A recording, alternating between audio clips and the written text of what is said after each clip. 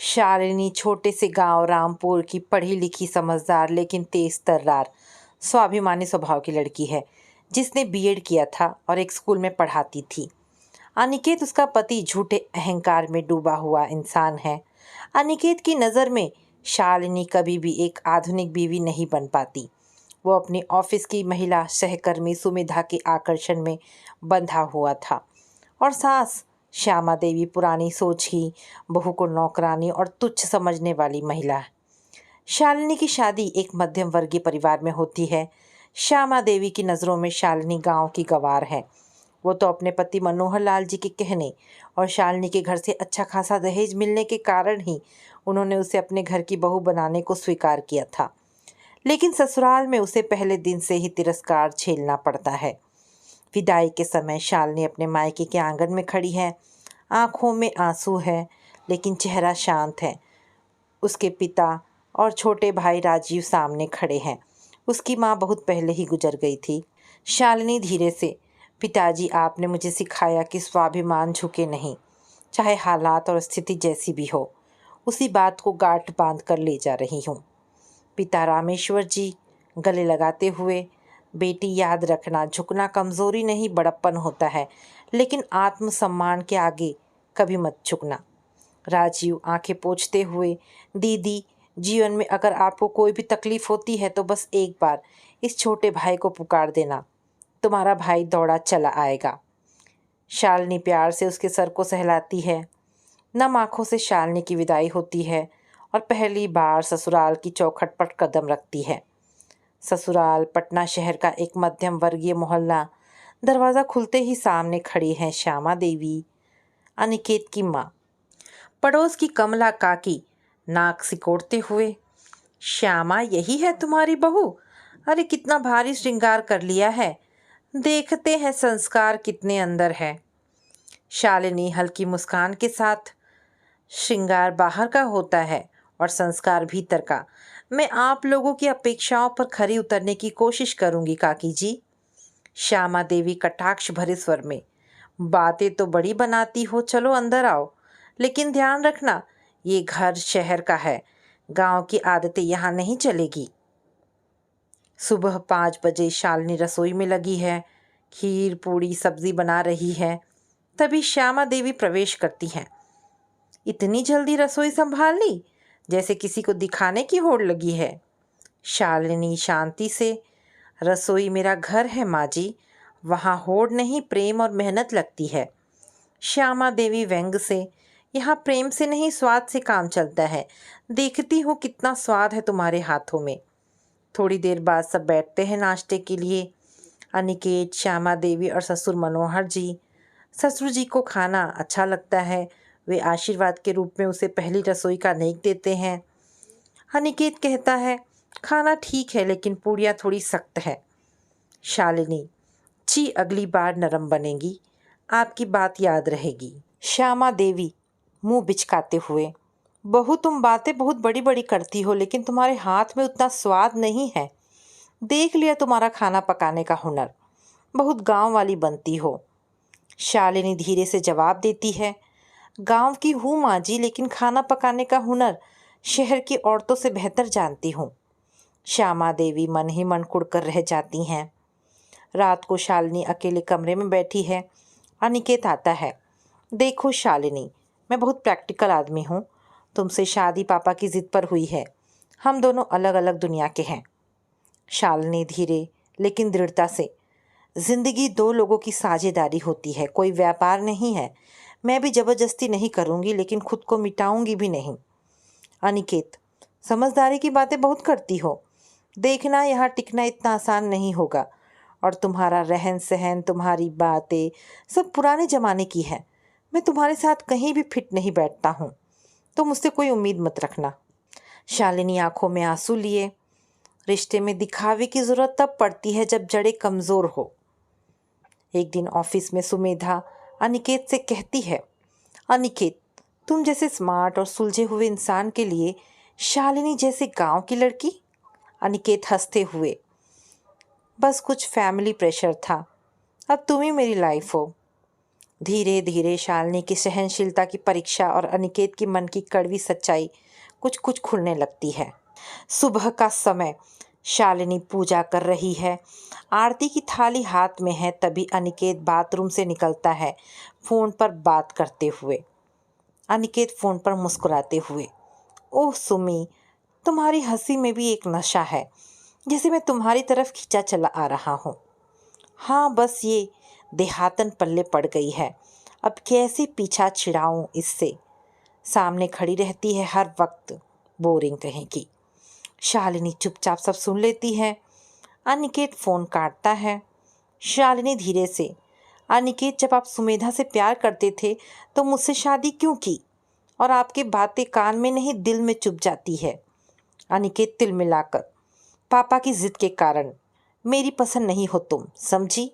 और तुम कौन होती हो मेरी बातें छिपकर सुनने वाली? पत्नी बनकर आई हो तो पत्नी बनकर रहो, जासूस बनने की कोशिश मत करो। शालिनी संयम से, अगर पत्नी को जासूस बनना पड़े तो समझ लो रिश्ते में विश्वास की मौत हो चुकी है। आंखों में आंसू लिए वो वहां से चली जाती है और मन ही मन प्रतिज्ञा करती है कि मैं तिरस्कार का जवाब अभी नहीं दूंगी। एक दिन ज़रूर समय आएगा जब इन्हें अपनी गलती का एहसास होगा। धीरे धीरे शालिनी को सास और पति द्वारा अपमान का और ज़्यादा सामना करना पड़ता है, लेकिन अब वह चुप नहीं रहती। उसके जवाब भी तीखे और तेज तर्रार होते। दोपहर का समय, श्यामा देवी पड़ोसन के साथ बैठी है। अरे कमला बहन, आजकल की बहुएं तो व्रत भी मेकअप लगा के करती हैं। हमारी बहू को देखो, पूजा करते भी फोटो खिंचवाती हैं। शालिनी चाय लेकर आती है। सब सुन चुकी होती है। फोटो नहीं माँ जी, मैंने तो आपके दिए हुए आशीर्वाद को सजो रखा है, पर पता नहीं आपके दिल में इतनी नफरत क्यों है मेरे लिए। पड़ोसन कमला, हाय कितनी तेज जुबान है तेरी बहू की। श्यामा देवी दांत पीसते हुए, बिल्कुल जबान नहीं, जैसे तलवार लिए फिरती है। शाम को शालिनी अपने कमरे में बैठी मायके की फोटो देखकर बात कर रही है मन ही मन। माँ, यहाँ रिश्ते सिर्फ नाम के हैं, पर मैं हार नहीं मानूंगी। आपने सिखाया था चुप रहो तब तक जब तक सच खुद चीख ना पड़े। अब मेरा सच धीरे धीरे जाग रहा है। तभी अचानक अनिकेत आ जाता है गुस्से में। शालिनी, तुम्हारी जबान आजकल बहुत ज़्यादा चलने लगी है। मैंने सुना कि तुमने माँ को उल्टा जवाब दिया। कमला काकी ने भी कहा तुमने उनके सामने मुंह चोरी की। शालिनी आंखों में आग लिए, सच कहना मुंह चोरी है तो हाँ, मैंने की। मैंने सिर्फ अपनी सच्चाई बयां की है। अगर किसी को इससे तकलीफ होती है तो उसके लिए मैं माफ़ी मांगने के लिए तैयार हूँ। अनिकेत, देखो, अगर इस घर में रहना है तो कायदे से रहो, नहीं तो वापस मायके चली जाओ। वैसे भी तुम्हारे अंदर वो बात नहीं है जो मैं अपनी पत्नी में चाहता था। शालिनी, ऐसी बात है तो फिर शादी क्यों की मुझसे? दहेज के लालच में तुम लोगों ने शादी की और अब मुझ में कमियां गिनवा रहे हो। जबान संभाल कर बात किया करो और जाओ माँ से माफ़ी मांगो अभी इसी वक्त। शालिनी उस वक्त कुछ नहीं कहती और अपने आंखों में आंसू लिए कमरे से वापस आ जाती है। रात 9 बजे अनिकेत फ़ोन पर सुमेधा से बात कर रहा है। सुमेधा, तो कब मिल रहे हो डार्लिंग? तुम कहो तो मैं कल ही तुम्हारे घर आ जाऊं। अनिकेत, अरे नहीं बाबा, ऐसा मत करो, हम बाहर किसी रेस्टोरेंट में मिलेंगे। मेरी बीवी आजकल ज़्यादा एक्टिव हो रही है, सब पता लगाने लगी है। सुमेधा हंसते हुए, तो उसे नींद की गोली दो और आ जाओ। शालिनी दरवाजे के बाहर खड़ी थी। वो चुपचाप लौट जाती है, लेकिन आंखों में अब आंसू नहीं, आग है। शालिनी धीरे धीरे, अब मैं सिर्फ बहू नहीं रहूँगी, मैं अपना स्वाभिमान वापस लाऊंगी और अपने अपमान का जवाब जल्द ही दूंगी। एक बार श्यामा देवी ने अपने कुछ रिश्तेदारों को घर बुलाया। उनका उद्देश्य है शालिनी को सबके सामने नीचा दिखाना। डाइनिंग टेबल सजी है। शालिनी ने बड़ी मेहनत से खाना बनाया है। सब बैठते हैं खाने के लिए। श्यामा देवी तेज आवाज में, देखिए बहन जी, आजकल की बहुएं सिर्फ दिखावा करना ही जानती हैं। हमारी बहू को देखिए, एक रोटी तो गोल नहीं बना पाती, लेकिन फेसबुक पे आदर्श बहू की पोस्ट जरूर डालती है।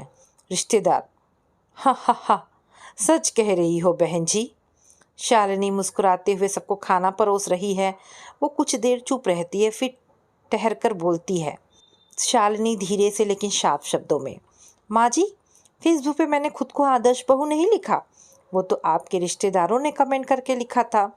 शायद उन्हें मेरा बनाया खाना पसंद आया होगा। पूरा कमरा चुप। श्यामा देवी की मुस्कान फीकी पड़ जाती है। दावत खत्म होने के बाद अनिकेत कमरे में आता है। अनिकेत खींचकर, तुम क्या साबित करना चाहती हो शालिनी? सबके सामने माँ को जवाब देना जरूरी था क्या? शालिनी गंभीर लहजे में, तुम्हारी माँ ने जब मुझे नीचा दिखाया तब तुमने चुप्पी साध ली, और जब मैंने सच बोला तब तुम्हारी आवाज़ आ गई। ये कैसा दोहरा नज़रिया है तुम्हारा अनिकेत? तुम बहू हो, तुम्हारा फर्ज है सुनना और सहना। शालिनी गुस्से से, बस नाम की बहू हूँ मैं। ना तुमने कभी मुझे अपनी पत्नी माना, ना सासू माँ ने अपनी बहू। तो सिर्फ अपमान के लिए हूँ मैं? बहू का मतलब सहनशील और मूर्ख नहीं, अपमान की भी एक सीमा होती है। आगे अनिकेत कुछ नहीं बोल पाता, वहाँ से गुस्से से चला जाता है। शालिनी बालकनी में खड़ी अकेले है। तभी श्यामा देवी पीछे आती है। तू अपनी जबान बहुत चला रही है आजकल। तेरी जैसी बहू को तो गांव में वापस भेज देना चाहिए। शालिनी बिना मुड़े, माँ जी, गाँव में वापस जाना मुझे मंजूर है, लेकिन आत्मसम्मान छोड़ना नहीं। श्यामा देवी, अरे जमाना देख, बहुएं अब सासों को सिखा रही हैं, कल को हमें घर से बाहर भी निकाल देगी ये।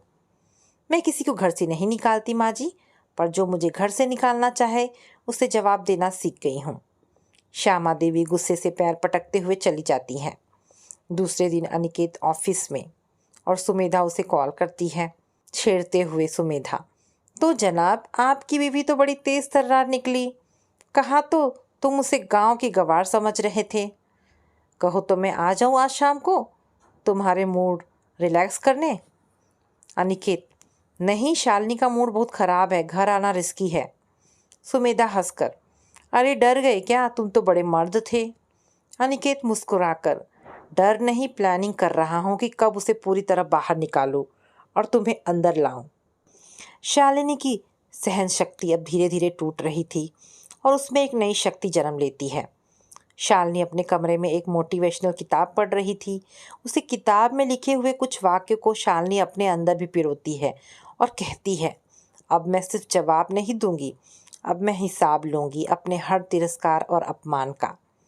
एक बार जब शालिनी के मायके वाले उसे लेने आते हैं, शनिवार का दिन, दरवाजे पर घंटी बजती है। शालिनी दरवाज़ा खोलती है। सामने उसका छोटा भाई राजीव और पिता रामेश्वर जी खड़े हैं। राजीव मुस्कुराते हुए, दीदी, ये आंखों के नीचे काले घेरे क्या कर रहे हैं? या अब यहाँ तक भी ब्यूटी पार्लर नहीं पहुँचा? शालिनी मुस्कुरा देती है लेकिन आंखें भर आती है। पिता, बेटी, तेरी सास ने हमें न्योता भेजा था तो सोचा बेटी से मिल ले, पर अब लगता है हमारी बेटी हमसे कुछ छुपा रही है। श्यामा देवी दूसरे कमरे से चिल्लाते हैं, कहिए समधी जी, कैसे हैं? अपनी बेटी को ज़रा अपने घर लेकर जाइए और थोड़ा उसे सहूर और बात करना सिखाए। यहाँ तो ना 9 मन तेल है, ना राधा नाचेगी। राजीव गुस्से में, माँ जी, राधा नाचती तब जब कृष्ण साथ होता, आपने तो इसे जंगल में अकेला छोड़ दिया। रात को शालिनी अपने पिता और भाई के साथ बैठी है। बेटा, अगर यहाँ तुझे तिरस्कार ही मिल रहा है तो चल घर चल, जिंदगी इनके बिना गुजर जाएगी, पर तुझे यूँ टूटते नहीं देख सकता। राजीव, दीदी, बस एक बार बोलो, मैं अनिकेत जीजा को इतना सीधा कर दूं कि फिर आईने में भी खुद को ना देखे। शालिनी धीरे से लेकिन स्पष्ट, नहीं पिताजी, मैं यहीं रहूंगी, लेकिन अब बहू नहीं, ना ही बेटी बनकर, एक औरत बनकर। राजीव चौंक कर, क्या मतलब है दीदी? मतलब ये कि अब मैं किसी की सेवा नहीं करूंगी बिना सम्मान के। अब मैं काम करूंगी, खुद को स्थापित करूंगी और इन्हें दिखाऊंगी कि जिसे ये गांव की गवार समझते हैं वो क्या चीज़ है। मुझे अपनी जगह चाहिए इस घर में, और तब तक मैं चैन नहीं लूँगी। अब शालिनी के आत्मसम्मान की लड़ाई एक नया मोड़ लेती है। पहली बार वो अपने लिए एक ठोस फैसला लेती है। एक दिन अनिकेत और सुमेधा की मुलाकात एक कैफ़े में होती है। अनिकेत और सुमेधा बैठे हैं। सुमेधा हंसते हुए, तो जनाब, तुम्हारी बीवी तो अब क्रांति की राह पर है। अनिकेत, हाँ, लेकिन चिंता मत करो, मुझे पता है उसे कैसे कंट्रोल करना है। ज़्यादा उड़ी तो तलाक का पेपर सामने रख दूंगा।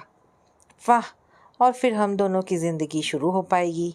उसी समय वेटर एक चिट पकड़ा देता है अनिकेत को, जिसमें लिखा है, जब औरत चुप रहे तो मत समझो कि वो कमज़ोर है, वो वक्त को देख रही होती है कि कब पलटवार करना है।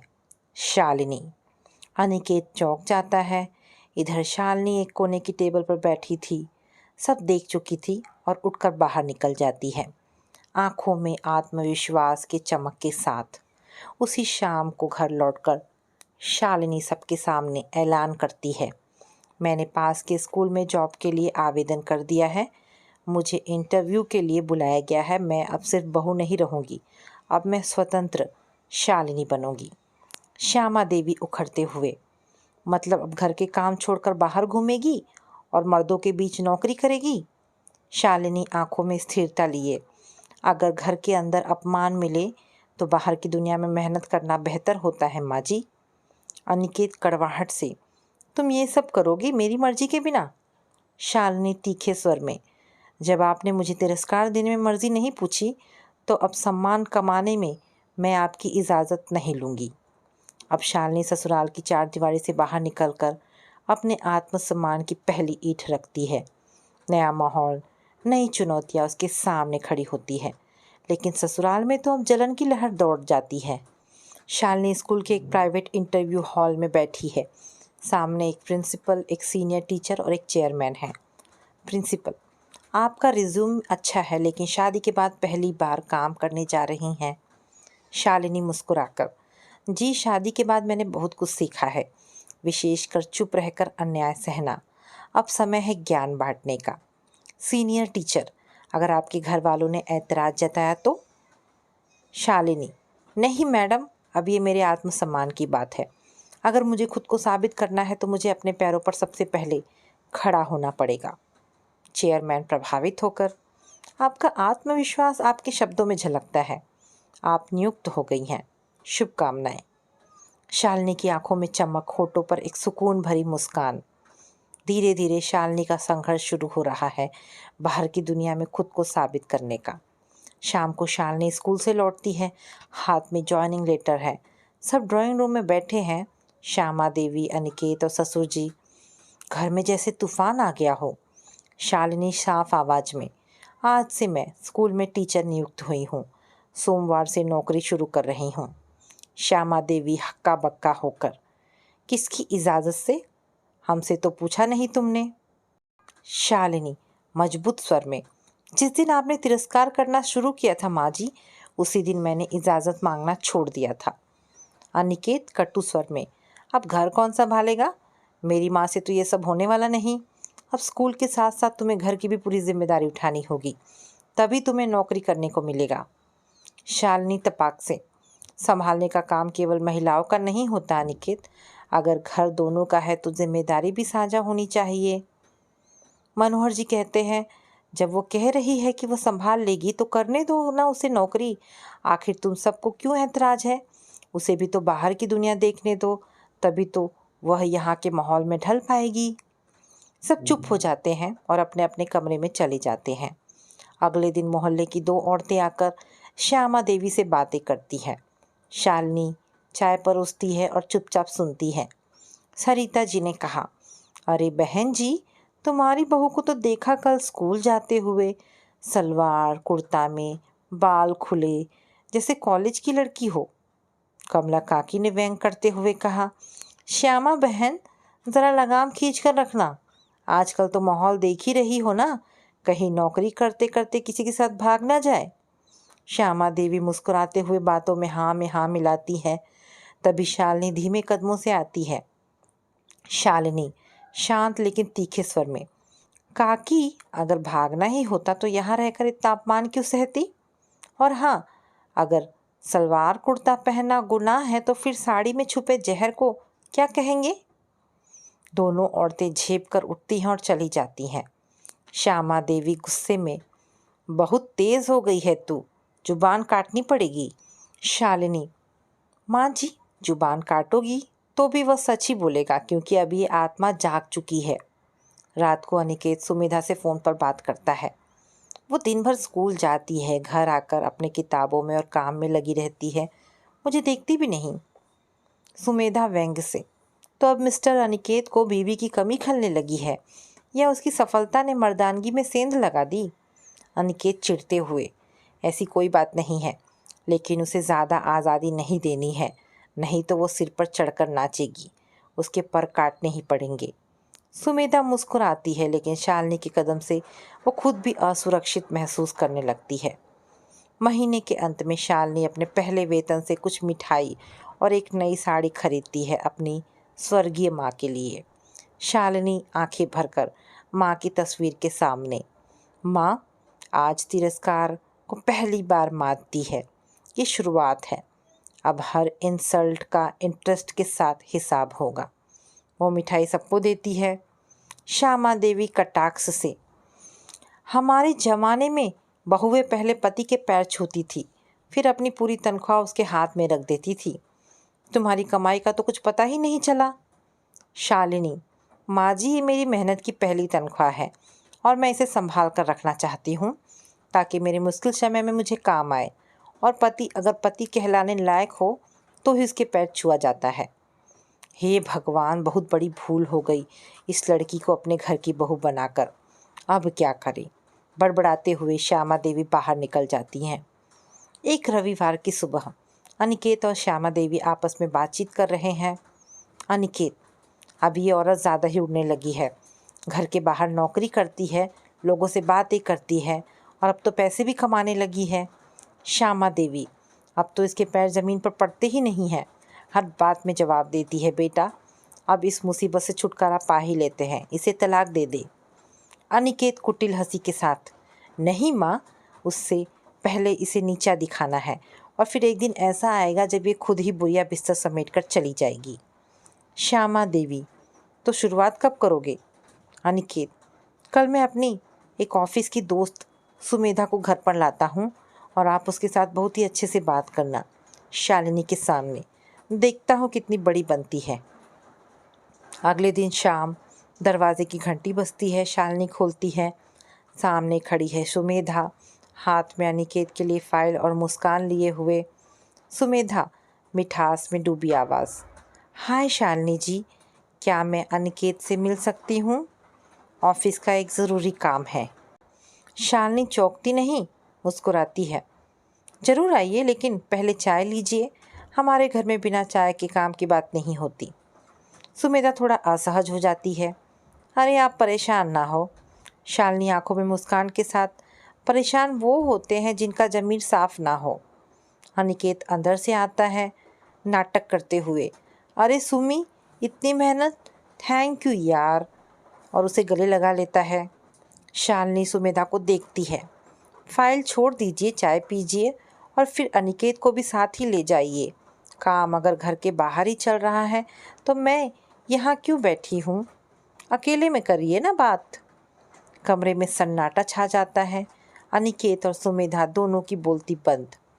रात को श्यामा देवी शालिनी से बात करने आती है। बहू ज़्यादा अकड़ दिखाने लगी है, तो तुझे लगता है सब कुछ जानती है?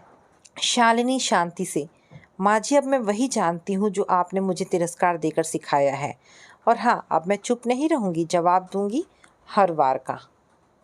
श्यामा देवी व्यंग्य से, हमारी बहू तो अब देवी बन गई है। नहीं माँ जी, मैं देवी नहीं, वो औरत हूँ जिसे आपने कमज़ोर समझा था, अब वो हर कमज़ोरी को ताकत बना चुकी है। दूसरे दिन ऑफिस में अनिकेत और सुमेधा कैफ़े में बैठे हैं। अनिकेत, मैं अब पहले जैसे आश्वस्त नहीं हूँ, तुम्हारी बीवी बहुत चालाक है, वो अंदर ही अंदर कोई खेल खेल रही है। अनिकेत खींचकर, ओ कम ऑन सुमी, वो सिर्फ दिखावा कर रही है। सुमेधा गंभीर होकर, नहीं अनिकेत, दिखावा नहीं, उसकी आंखों में आत्मविश्वास है और ये वही चीज़ है जो हमें डुबो सकती है। तो अब क्या, तुम डर रही हो उससे? सुमेधा, डरती नहीं हूँ लेकिन समझदार हूँ। औरत अगर चुपचाप सहती है तो उसे दबाया जा सकता है, लेकिन जब वो खुलकर लड़ती है तो कुछ भी कर सकती है। शालिनी अपने स्कूल में बच्चों को एक दिन आत्मसम्मान पर लेक्चर दे रही है। कक्षा में, बच्चों, जब कोई आपको कम समझे तो जवाब दो, लेकिन शब्दों से, कर्मों से, और याद रखो, सम्मान मांगने से नहीं, कमाने से मिलता है। बच्चों की तालियों के बीच पीछे खड़ा है स्कूल का डायरेक्टर। वो मुस्कुराता है। मैम, आप सिर्फ टीचर नहीं, आज की प्रेरणा है।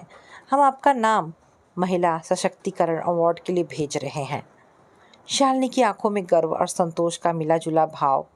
वो मुस्कुराती है। अनिकेत तलाक की धमकी देता है, लेकिन शालिनी उसका ऐसा करारा जवाब देती है कि पूरे घर की नींव हिल जाती है। शाम के समय ड्राइंग रूम में अनिकेत हाथ में कागज़ लिए बैठा है। शालिनी घर लौटी ही है। अनिकेत सख्त लहजे में, ये देखो, ये तलाक के पेपर्स हैं। अगर तुम्हें यही आत्मसम्मान का नाटक करना है तो बेहतर होगा कि इस घर से निकल जाओ। श्यामा देवी पास बैठी है। उनकी आंखों में चमक है, जैसे उनकी जीत हो रही हो। बहुत अच्छा किया बेटा, अब आएगा ऊँट पहाड़ के नीचे। शालिनी पूरी दृढ़ता के साथ, अकल तो उसी दिन आ गई थी माँ जी, जब पहली बार आपने मुझे बगैरत कहा था, लेकिन अब जवाब देने का वक्त आया है। वो पेपर लेती है, पढ़ती है और मुस्कुराकर मेज पर रखती है।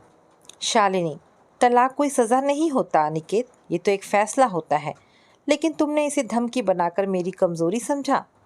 अनिकेत, तुम्हारे पास अब कोई रास्ता नहीं बचा है शालिनी।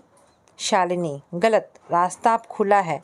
मैं अब उस डर से आज़ाद हो गई हूँ जिस डर के दम पर तुम मुझे इतने महीनों से दबाते आए। शालिनी खड़ी होकर पूरे परिवार की ओर देखकर बोलती है। आवाज़ में गरिमा और गर्व है।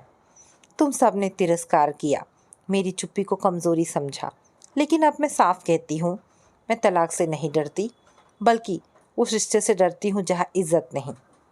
सब सन्न, किसी की हिम्मत नहीं होती कुछ बोलने की। शालिनी अनिकेत की ओर देखते हुए, तुमने मुझे बदनाम करने की कोशिश की, लेकिन अब तुम्हारा खुद का चेहरा आईने में देख ले लायक नहीं रहा। तलाक दोगे, दे दो, लेकिन याद रखना, इस बार जो औरत जाएगी वो टूटी नहीं बल्कि खुद की बनाई हुई होगी।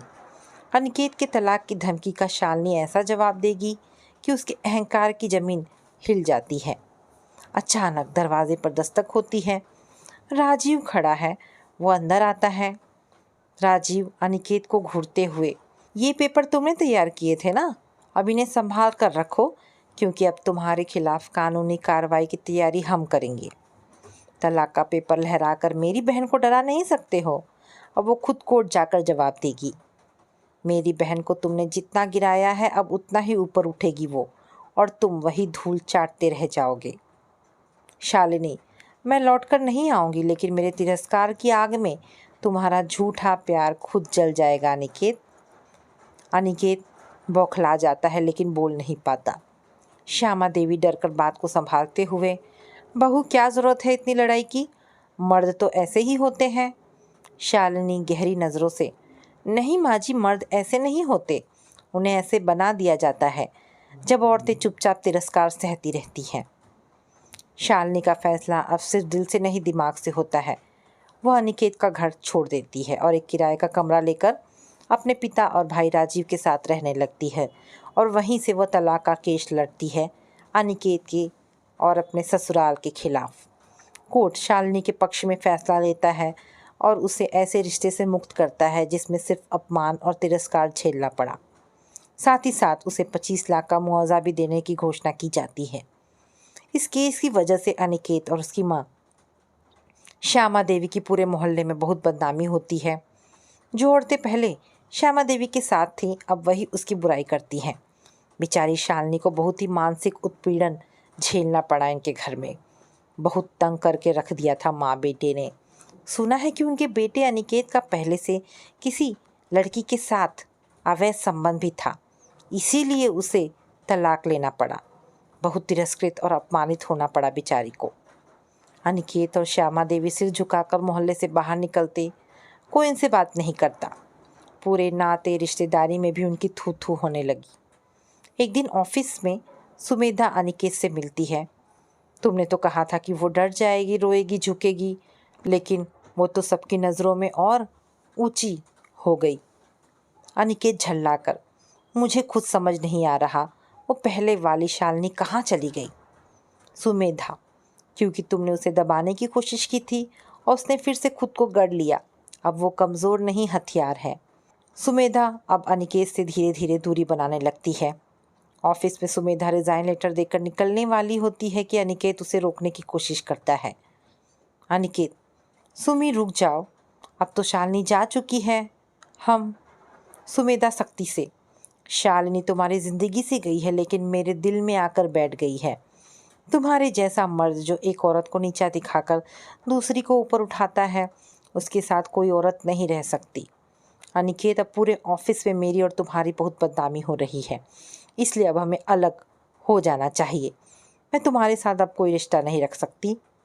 अनिकेत हैरानी से सुमेधा को देखता रह जाता है और वह चली जाती है। अब शालिनी के आत्मबल का असर सिर्फ ससुराल नहीं, समाज तक पहुंचने लगा था। स्कूल की एक मीटिंग में सभी महिला टीचर्स और पेरेंट्स के बीच शालिनी माइक पर, मैं आज एक बात कहना चाहती हूँ। स्त्री चाहे घर की हो या बाहर की, उसका सम्मान उसका गहना है। अगर कोई उसे तोड़ने की कोशिश करे तो वो कमज़ोर नहीं बनती, बल्कि ऐसी चट्टान बनती है जिसे गिराने वाला खुद टूट जाए। तालियों की गूंज होती है और उसकी आंखों में गर्व। रात का समय, अनिकेत अकेला बैठा है। फाइलें सामने है लेकिन मन खाली है। अनिकेत बड़बड़ाते हुए, क्या मैं सच में गलत था या बस हालात का शिकार? लेकिन शालिनी, वो तो बस मेरी बीवी थी। श्यामा देवी रसोई में अकेली बैठी है। आवाज़ नहीं, सिर्फ सोच है। आंखें नीचे किए हुए। बहू को हमेशा ताना मारा, उसके हाथ की बनी रोटियों तक को तिरस्कृत किया, उसे गंवार कहा, लेकिन वो तो बहुत समझदार निकली और अब वही रोटियां तरसने लगी है। उसके बिना ये घर बस घर नहीं, एक सुनसान मकान लग रहा है। उनकी आंखों से एक आंसू गिरता है। एक बड़ा आयोजन, जिला स्तर पर सम्मानिनी महिला पुरस्कार की घोषक, हम इस गर्व से इस वर्ष का सम्माननीय महिला पुरस्कार प्रदान करते हैं श्रीमती शालिनी त्रिपाठी को, जिन्होंने तिरस्कार सहा, टूटी नहीं बल्कि समाज को नई दिशा दी। स्टेज पर तालियों की गूंज। शालिनी मंच पर आती है।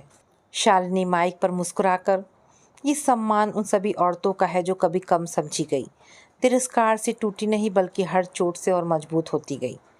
कई दिन बाद अनिकेत स्कूल के बाहर शालिनी से मिलने आता है। अनिकेत धीरे से, शालिनी माफ़ कर दो, मैंने बहुत कुछ खो दिया। शालिनी गंभीर पर शांत, तुमने खोया नहीं, छोड़ा था। माफ़ी मांगने से इज्जत वापस नहीं आती, उसे कमाना पड़ता है। और अब मैं वापस उस घर में नहीं, उस सोच में भी नहीं लौटूंगी। अनिकेत नज़रें झुकाकर, तो क्या कुछ भी नहीं बचा हमारे बीच? बच गया है सबक, जो तुमने सीखा और मैं सिखा गई। वो मुड़ती है, आत्मविश्वास के साथ आगे बढ़ती है। पीछे अनिकेत चुप खड़ा है, जैसे समय उसे वहीं जड़ कर गया हो। शालिनी का जवाब उसे ये एहसास दिलाता है कि कुछ रिश्तों की मरम्मत माफ़ी से नहीं होती, सम्मान से होती है। शालिनी अपने स्कूल की एक खाली बिल्डिंग में कुछ महिलाओं को इकट्ठा करके बोलती है, हम सब ने तिरस्कार सहा है, किसी ने पति से, किसी ने सास से, तो किसी ने समाज से। अब हम एक दूसरे की ढाल बनेंगे, हम चुप नहीं रहेंगे। अब हम स्वयं सिद्धा कहलाएंगी, जो अपने बल पर खड़ी हैं। एक औरत हिचकते हुए, लेकिन हमें तो बोलना नहीं आता, लड़ना नहीं आता। शालिनी मुस्कुराकर, बोलना नहीं आता था, इसलिए हमें चुप करवा दिया गया। अब बोलना सीखना नहीं है, गूंजना है। तालियों की आवाज़, चेहरे पर उम्मीद। संगठन की पहली क्लास, तिरस्कृत औरतें अपने अपने अनुभव साझा कर रही हैं। रेखा, मेरे पति ने कहा था, तेरी जैसे बदसूरत चेहरे वाली औरत घर में ही ठीक है। अब वही चेहरा लोगों को भाषण देता है। नैना, मेरी सास ने कहा था कि थोड़ा पढ़ लिख गई तो क्या, अब गांव में हमारी नाक कटवाएगी। बहू हो, बहू की तरह रहो, मुंह मत चलाया करो इतना। ये गांव है, यहाँ औरतों को ज़्यादा उड़ने नहीं दिया जाता। अब मैं उसी गांव की स्कूल की प्रिंसिपल हूँ। शालिनी, तिरस्कार वो चीज़ है जो तुम्हें तोड़ती नहीं, अगर तुम उसे ताकत में बदलना सीख लो। और आज हम सब वही कर रहे हैं। स्थानीय चैनल पर खबर चलती है, तिरस्कार झेल चुकी महिलाओं का नेतृत्व कर रही हैं शालिनी त्रिपाठी। रिपोर्टर, जहाँ तिरस्कार एक बदनुमा दाग था, वहीं अब यही शब्द एक आंदोलन बन गया है। शालिनी त्रिपाठी नाम की ये महिला अब उन सभी स्त्रियों की प्रेरणा बन गई है जो कभी चुप थी। टीवी स्क्रीन पर संस्था की झलक, महिलाएं खुद आत्मनिर्भरता की ट्रेनिंग ले रही हैं। अनिकेत टीवी पर इंटरव्यू देखता है। शालिनी टीवी में, तिरस्कार से टूटने वाली नहीं हूँ, तिरस्कार से बनी हूँ। अब मैं वो दरवाज़ा बनना चाहती हूँ जिससे कोई और औरत बाहर निकल सके। अनिकेत टीवी बंद कर देता है। उसकी आंखों में नमी है, होंठ थरथरा रहे हैं। अनिकेत धीरे से, मैंने सोचा था वो हार जाएगी, लेकिन उसने खुद को ही जीत लिया।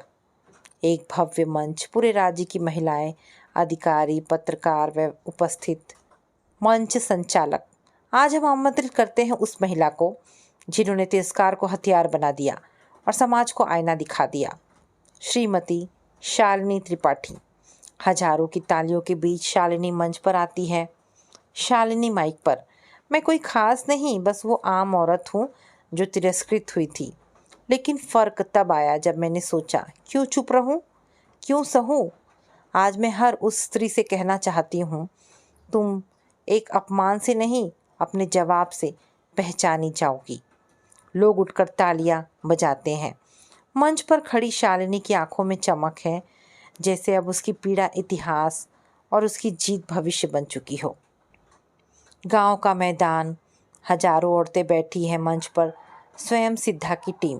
शालिनी माइक पर, आज हम अपनी पहली महिला पंचायत कर रहे हैं जहां किसी मर्द की हुकूमत नहीं बल्कि नारी की सोच होगी, निर्णय होगा और न्याय भी। तालियों की गूंज। एक ग्रामीण महिला आंखें भरकर, दीदी आपने हमारी आवाज़ को नाम दिया है। पहले हमें लगता था कि तिरस्कार हमारा नसीब है, अब लगता है सम्मान हमारा हक है। एक दिन सास श्यामा देवी संस्था में आती हैं, हाथ में एक साड़ी और मिठाई का डब्बा लिए। बहू, तुम सच में बहुत समझदार हो। हमने तुम्हें गंवार समझा, पर तुम तो हमारे घर की सबसे मजबूत दीवार निकली। श्यामा देवी नज़रें झुकाकर, बहू, मुझे नहीं पता तुम मुझे माफ़ करेगी या नहीं, लेकिन ये तुम्हारे लिए नहीं, मेरे अपने ज़मीर के लिए लाई हूँ। शालिनी शांति से, माफ़ी से बड़ा होता है बदलाव, और अगर आप बदल गई हैं तो मैं भूल जाऊंगी कि आपने कभी मुझे बहू नहीं, बोझ समझा था। दोनों की आंखें भर आती है, पहली बार गले लगती हैं। शालिनी अपने घर वापस लौटती है। डाक से एक चिट्ठी आती है, अनिकेत की चिट्ठी। शालिनी, मैं जानता हूँ कि मैं माफ़ी के काबिल नहीं हूँ। पहले मैं तुम्हें अपनी लायक नहीं समझता था, लेकिन अब ऐसा लगता है कि मैं तुम्हारे लायक ही नहीं हूँ। हो सके तो मुझे माफ़ कर देना। शालिनी चुपचाप चिट्ठी बंद करती है। शालिनी अब एक प्रसिद्ध लेखक बन चुकी है। किताब का नाम तिरस्कार। एक रिपोर्टर, मैम ये किताब तिरस्कार पर है, लेकिन इसमें नफ़रत नहीं, सिर्फ उम्मीद है। क्यों? शालिनी मुस्कुराकर, क्योंकि मैं जानती हूँ तिरस्कार किसी को तोड़ नहीं सकता अगर वो खुद को पहचान ले। ये किताब हर उस औरत की है जिसने खुद को मिटने नहीं दिया। एक दिन स्कूल में नई लड़कियों की क्लास चल रही थी। शालिनी लड़कियों को पढ़ा रही है। छोटी बच्ची, मैम तिरस्कार का मतलब क्या होता है? शालिनी हंसकर, जब लोग तुम्हें कम समझें तो मुस्कुराकर और ऊंचा उठना, बस वही तिरस्कार का जवाब होता है। सभी लड़कियां तालियां बजाती हैं और बोर्ड पर लिखा है, तिरस्कार से सम्मान तक। ये सफ़र हर लड़की का अधिकार है। तिरस्कार केवल कहानी नहीं, एक क्रांति है जहाँ अपमान की राख से आत्मसम्मान की चिंगारी निकलती है। शालिनी की तरह हर स्त्री को ये हक है कि वो चुप ना रहे, बोले, जिए और जला दे वो सोच जो उसे दबाना चाहती है। तो दोस्तों, ये कहानी यहाँ पर समाप्त होती है। आशा करती हूँ कहानी पसंद आई होगी। अगर कहानी पसंद आई है तो प्लीज़ इसे लाइक एंड शेयर करें। दोस्तों, ऐसी ढेरों पारिवारिक और शिक्षाप्रद कहानी सुनने के लिए मेरे चैनल को प्लीज़ सब्सक्राइब करें। मिलते हैं एक नई कहानी के साथ। धन्यवाद दोस्तों।